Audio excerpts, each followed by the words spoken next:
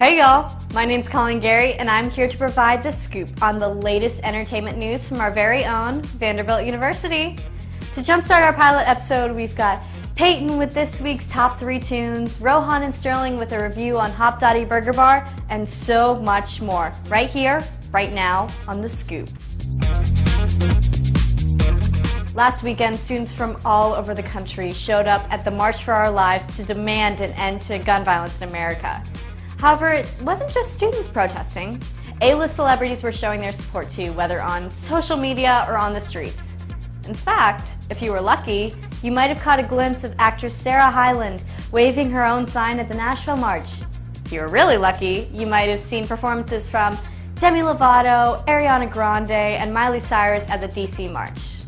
And while we're on the topic of music headliners, let's kick it over to Peyton with this week's Big 3. Thanks, Colleen. These past couple of weeks have been great in terms of music, and luckily for you all watching, we here at The Scoop have compiled this week's Big 3 choices in music. Coming in the number 3 spot is Freaky Friday by Lil Dicky featuring Chris Brown. Sometimes I really wish I could be somebody else. Wish I could be somebody else for a day, you know? Be somebody else for a day, you know? Be somebody else for a day, you know? And on that day, me and Chris Brown would change bodies. The controversial singer, aka Breezy, is back on the scene with this new single paying homage to the Disney Channel original movie Freaky Friday, originally starring Lindsay Lohan and Jamie Lee Curtis. Talk about a throwback, right? While sadly Lindsay Lohan is nowhere to be heard or seen in the music video, Lil Dicky and Chris find themselves in quite the conundrum when they switch bodies and, of course, find themselves caught up in the mischief that naturally ensues. The lighthearted song also features some surprise guest appearances by other famous celebrities, including Ed Sheeran and Kendall Jenner. Landing in the number 2 spot this week is the new single Say Amen Saturday Night by Panic at the Disco.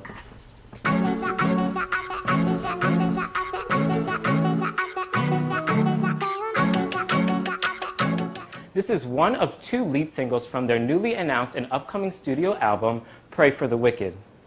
Pray for the Wicked will be Panic at the Disco's 6th studio album, following their last release, Death of a Bachelor, in 2016.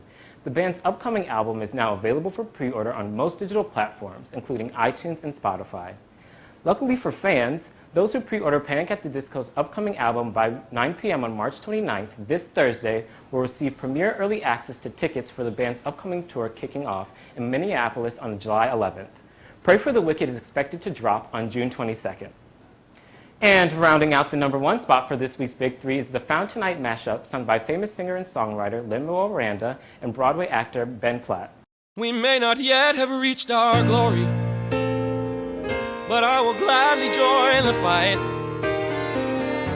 Coming right off the heels of the March for Our Lives from this past Saturday, the song is a mashup of 2 songs from Tony Award-winning musicals, Hamilton's The Story of Tonight and Dear Evan Hansen's You Will Be Found. As if the song's release wasn't enough for die-hard fans, Miranda and Platt sang a live rendition together this past Saturday during Washington, D.C.'s March for Our Lives rally. A portion of all the proceeds made from this song will benefit the March for Our Lives initiative. That's all for this week. Back to you, Colleen. Thanks, Peyton. Note to self, check out iTunes later. Or maybe I should just look up the full videos on YouTube. Let's ask Rosie and see if she can tell us whether or not to watch it. Thanks, Colleen. I'm Rosie and I will be delivering this week's segment of Watch It, featuring the top movies, shows, and videos to watch. Taking the top spot at the domestic box office this week is Pacific Rim Uprising, the sequel to Pacific Rim. This movie just launched last Friday, March 23rd. Although it has garnered mixed reviews, it has replaced Black Panther's 6-week streak at the top of the box office. And if you haven't already watched Black Panther, be sure to check it out in theaters as it is now one of the top 5 highest grossing films in domestic box office history and the top superhero film on the charts. If you're looking for a solid love story this March or April, head to theaters to check out Love, Simon, to laugh and feel with all your heart as Love, Simon makes a wave as a major LGBTQ first in rom-coms. Love, Simon premiered on March 16th and is already garnering tons of press from celebrities such as Kristen Bell, Neil Patrick Harris, and Matt Bomer as they buy out theaters for fans to watch the movie. As for what's new on Netflix, if you're into the occasional British crime film, check out the first season of Collateral, which just premiered on March 9th. And if you're looking to stick to some good old Netflix shows, the amazing PI/superhero/alcoholic Jessica Jones returns for a second season on Netflix. That's all we have for now. Back to you, Colleen. Wow, thanks, Rosie. Looks like I've got a long day with my computer this weekend. However, no binge-a-thon is complete without food. So let's see what Rohan and Sterling would recommend. Whether it's fruit, vegetables, or just soybeans, I'm Rohan. And I'm Sterling, and this is We Eat Things, where we eat things and talk about it. Today's episode, Hop Dottie, a burger bar down on 21st Street. A burger bar? Yeah, a place specializing in burgers. Oh yeah, and the burgers are delicious. We had the primetime burger, which was cooked medium rare with brie cheese, truffle aioli, caramelized onions, arugula, and more. That burger's sweet, mellow flavor coupled with the arugula's refreshing, garden-like taste just made you want to take bite after bite. It was so juicy. I agree. We also ordered truffle fries, which they gave a huge amount of fries just for one order, and it had a strong truffle flavor. Those were great. We also got the red velvet cake shake for dessert, which was my favorite part of the dining experience. Though it's not too enticing based on its appearance alone, the shake delivered in its cinnamon flavor. That shake was so cinnamony, I felt like I was being hugged by Auntie Anne. However, there was one thing that took us out of the dining experience. Ginger lemonade. Though refreshing and enjoyable while sipping, Don't get it. the ginger aftertaste was too strong and it stung your throat afterwards. Don't do it. So Sterling, what do you rate this dining experience? I'd give it a 9 out of 11. Though the burger and the fries were amazing, the ginger lemonade just took us out of it. I agree. Well, that's all we have for today. I'm Rohan. And I'm Sterling. And we ate things. Thank you, boys. I'm already drooling over those burgers. But what about those of us who just spent the last of our holiday money on Shamrock swag to go partying on St. Patrick's Day? Maybe $10 Brick can give us the answers. You guys, I've fallen in love. Biscuit love, that is. There's nothing like Sunday brunch with a friend, so for my first $10 challenge, I treated my bestie and trusty photographer to a little bit of biscuit lovin' after church. The restaurant is just off of 21st Avenue behind Pancake Pantry and tucked between a grilled cheesery and a juice bar. The atmosphere inside was cozy and fresh with warm lighting and sparkling water on tap. Now, the first time I went to Biscuit Love, I committed the mortal sin of not ordering biscuits, so this time I made sure not to disappoint. I ordered the SEC, which, sorry football fans, has nothing to do with sports, but rather was a biscuit with a smoked sausage patty, an egg, and aged cheddar. Sausage, egg, cheddar, SEC. The price was right, with the biscuit costing $8 without sales tax. However, the sausage was not.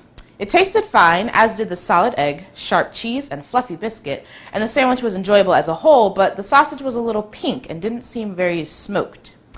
The portions were nicely sized, considering the inherent heaviness of a biscuit, and were just enough to get you going on a Sunday morning without leaving you grossly overfull. All in all, it was a fun outing that didn't leave my pockets feeling lighter, and for that I am grateful. That's all I have today. I'm $10 Brick. Stay frugal, friends. On behalf of all college students in a cash flow crunch, you rock, Brittany. Now instead of worrying about running out of meal swipes, we can focus on what we really care about. Social media drama. Luckily, we've got Sela here to catch us all up with a short lesson in social studies. Hey guys, so I'm going to give you all a quick rundown of what some of our favorite celebrities have been up to this week. First up is Kim K, with her unfortunate fail on Instagram. The star posted a photo of her in DC attending the March for Our Lives with the caption, "Let's March." But she got some harsh backlash from some Insta trolls. Below the pic were hundreds of comments pointing out the squashed car and bent curb in the background. Instead of taking the picture off Instagram, the star just disabled people from posting comments below the pic, which is a bold move. Alongside other celebrities while in DC, Kim tweeted that she had an amazing experience with Kanye and their daughter North as they marched for their future generation. In another tweet, Kim revealed how she supported gun control and added that she would never allow guns in her home. The star made a strong statement about the need for change and her attitude towards gun violence. Well, that's all for this week's lesson in social studies. Back to you, Colleen. Thanks, Sela. Who would have thought I could miss so much celebrity gossip during class? Oh, speaking of class, I'm going to be late for it if we don't wrap this up, so let's zoom over to Gabby for an update on game time.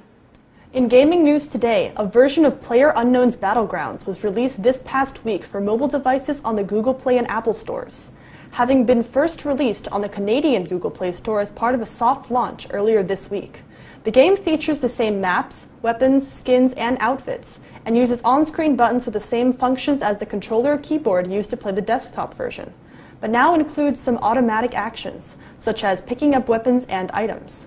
Other changes include the presence of green blood when another player is killed, auto-vaulting over objects, and icons on the minimap representing the presence of gunfire and footsteps. The graphics have also been decreased in detail, but this is to be expected for a mobile port of a game with high-resolution graphics on PC. There have also been rumors that this game pits players against bots to train them until they reach rank 10, then allowing them to play matches against real people. While this has not been officially confirmed, it is considered to be true by many players already. This new mobile version has already claimed the top spot on most downloaded on the App Store in 48 countries, maintaining its status as the main competitor of Fortnite, which released Fortnite Battle Royale for mobile devices the same day as the Canadian soft launch. This game promises significant profits for Tencent and PUBG Corp, which brought in $103 million in February alone. And this game has only been released for less than a week. Back to you, Colleen. Thank you, Gabby. Personally, my favorite video game growing up was Barbie Fashion Show, which is why we're closing the show with our Fashion Win of the Week. And this episode's award goes to British supermodel and activist Naomi Campbell, who was just named the 2018 fashion icon by the Council of Fashion Designers of America.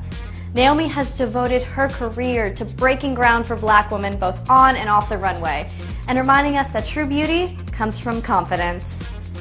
Well, that's all the time we have for today. I'd love to stick around, but I got a Comm Studies quiz to cram for, so thanks for joining us. Until next time, I'm your host, Colleen Gary, and I'll see y'all soon with the Inside Scoop on entertainment news.